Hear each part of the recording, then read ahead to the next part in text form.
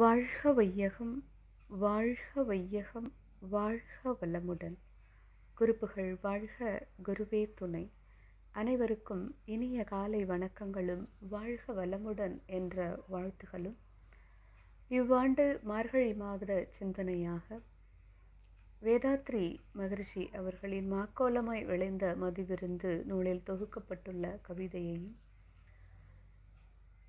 நூற்றாண்டு நினைவு தினத்தை நினைவு கூர்ந்து கொண்டிருக்கும் மகாகவி பாரதியின் பாடல்களையும் ஒப்பு நோக்கி சிந்தித்து கொண்டிருக்கின்றோம். அவ்வகையில் மார்கழி மாதம் 15ஆம் நாளான இன்று அருட்தந்தை அவர்கள் எழுதிய கவிதை இன்பத்தை காக்க என்ற தலைப்பில் அமைந்துள்ளது. இக்கவியை மகரிஷி அவர்கள் 1956ஆம் ஆண்டு டிசம்பர் மாதம் 30ஆம் நாள் எழுதியுள்ளார்கள். இன்பத்தை காக்க. எதனாலே உந்தனுக்கு இன்ப வாழ்வு கிடைக்குமெனில், விதவிதமாய் அலங்காரம் வீண் பேச்சு இவை ஒழித்து. எதனாலே உந்தனுக்கு இன்ப வாழ்வு கிடைக்குமெனில், விதவிதமாய் அலங்காரம் வீண் பேச்சு இவை ஒழித்து. மிதமான உழைப்பு உணவு மேலான எண்ணம் நிதம் நிதமும் பழக்கத்தில் நீ கொள்ள அது கிட்டும். மிதமான உழைப்பு உணவு மேலான எண்ணம் நிதம் நிதமும் பழக்கத்தில் நீ கொள்ள அது கிட்டும் என்று பாடியுள்ளார். நம்முடைய வாழ்க்கை இன்பமாக அமைய வேண்டும் எனில்,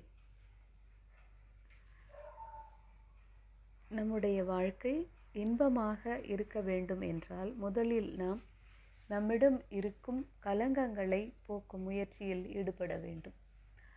தேவையற்ற பயனற்ற செயல்களை செய்வதை தவிர்க்க வேண்டும். பிறருக்கு சிக்கலையோ சங்கடத்தையோ உருவாக்குகின்ற செயல்களை நாம் விட்டுவிட வேண்டும்.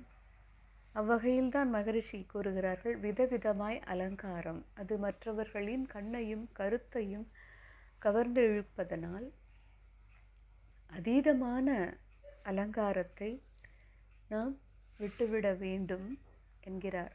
அது இரு பாலருக்கும் பொருந்தும். அதே போல வீண் பேச்சு, தேவையற்ற வீண் பேச்சுகளை பேசிக்கொண்டிருக்கும் நாம் அந்த பயனற்ற பேச்சுகளை தவிர்த்து விட வேண்டும். ஆக இந்த இரண்டையும் தவிர்த்துவிட்டு எதையெல்லாம் கடைபிடிக்க வேண்டும் என்று கூறுகிறார் என்றால், மிதமான உழைப்பு, அளவான உழைப்பு, அளவு முறையோடு கூடிய உணவு, இந்த இரண்டோடு கூடியதாக உயர்ந்த நோக்கத்தை உடைய எண்ணங்கள், மேலான எண்ணம் என்கிறார்.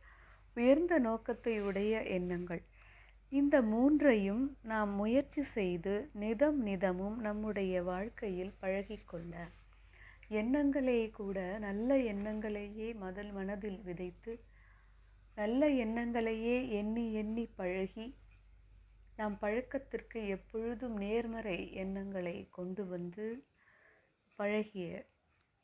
பழகினால் அனைத்துமே அது நமக்கு நேர் வழியில் நடக்கும்.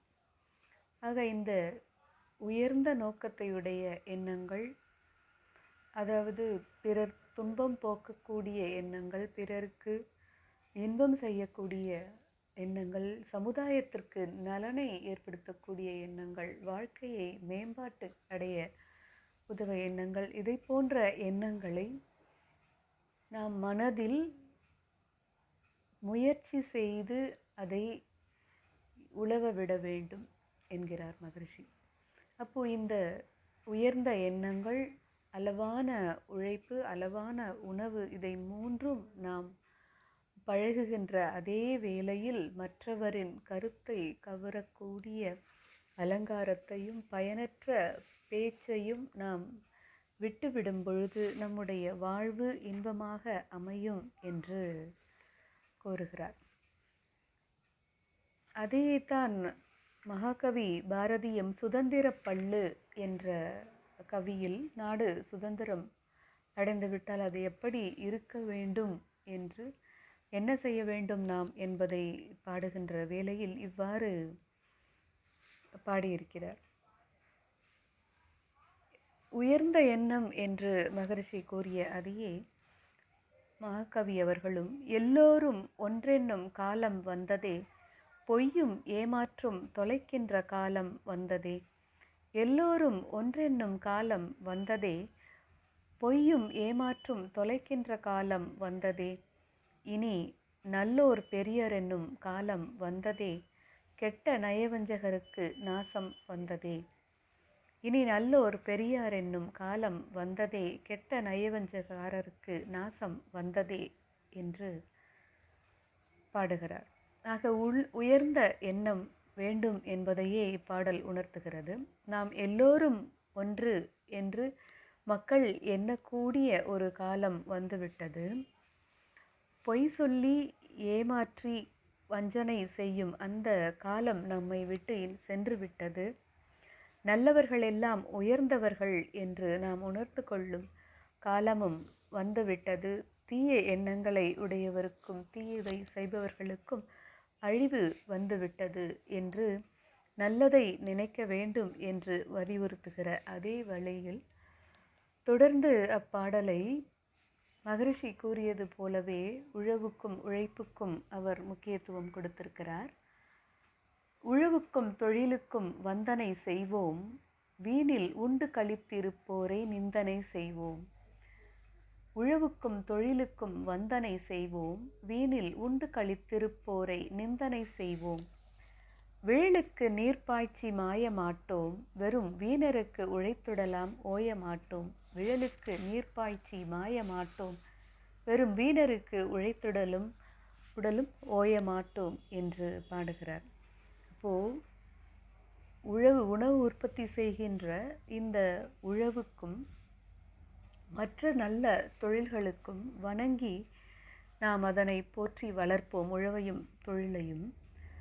வீணில் உண்டு கழித்திருப்போரை நிந்தனை செய்வோம். சோம்பேறித்தனமாக எந்தவித ஒரு பயனும் இல்லாமல் வேலையின்றி நன்றாக ஆனந்தமாக சாப்பிட்டு தூங்கிக் கொண்டிருப்பவர்களை நாம் இகழ்ந்திடுவோம் அப்படிங்கிறாங்க. அலட்சியப்படுத்தி விடுவோம், இகழ்ந்திடுவோம்.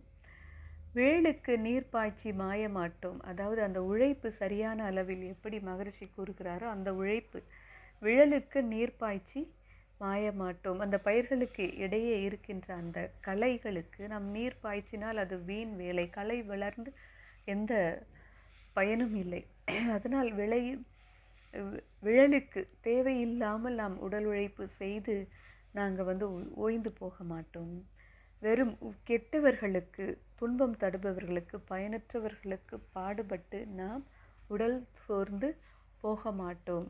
அதாவது உழவுக்கும் தொழிலுக்கும் நாம் வந்தனை செய்து உழவையும் தொழிலையும் வளர்ப்போம் என்று கூறும் அதே வேளையில் எல்லோரும் ஒன்றென்னும் காலம் வந்ததே என்றும் மகாகவி பாடியிருக்கிறார். ஆக இரு பெரு மகான்களும் நமக்கு உணைத்திருப்பது ஒன்றுதான்.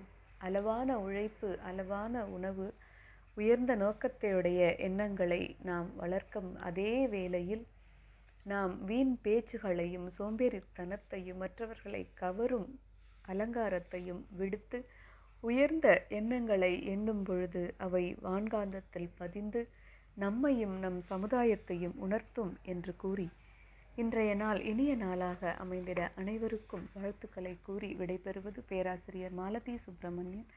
நன்றி. வாழ்க வளமுடன்.